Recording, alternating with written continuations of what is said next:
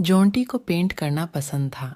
एक दिन जब वह अपनी पेंटिंग शुरू करने वाले थे, तो उनके चाचा ने उनसे मुलाकात की। वह अपने चाचा के साथ थोड़ी देर के लिए खेला और फिर उसके चाचा ने उसका अपहरण कर लिया। जब जोंटी के पिता ने उन्हें गायब पाया, तो उन्होंने जासूस मेहुल को बुलाया।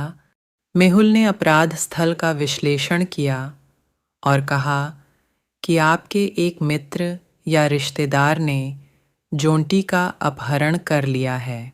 क्योंकि वह चिल्लाता नहीं था या जब वह पहुंचे तो उपद्रव नहीं किया।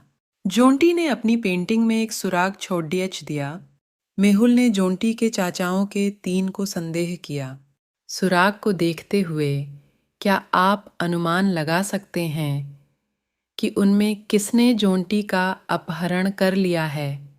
यदि आप जोंटी द्वारा बनाई गई पेंटिंग को देखते हैं, तो वे आयत, सेब, मैंगो हैं।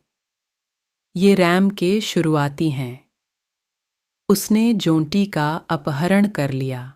डेविड जासूसी कहानियों के शौकीन थे। वह पूरे दिन जासूसी मेहुल की किताबें पढ़ते थे। एक दिन जब वह अपनी किताब पढ़ रहा था, तो कोई अंदर आया।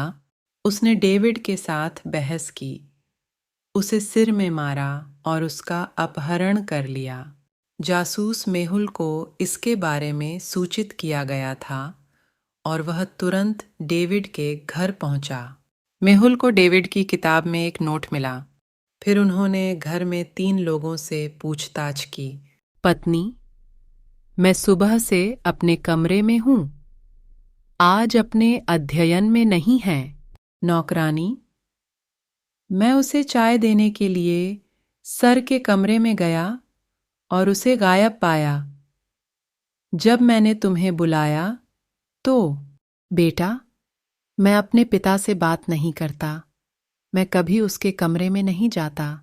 सुराग और 3 लोगों आरा दिए गए बयानों को देखते हुए क्या आप अनुमान लगा सकते हैं कि डेविड का अपहरण किसने किया? नोट में लिखे गए नंबरों के शुरुआती बेटे। डेविड ने मेहुल के लिए सुराग छोड़ दिया। उसके बेटे ने उसका अपहरण कर लिया।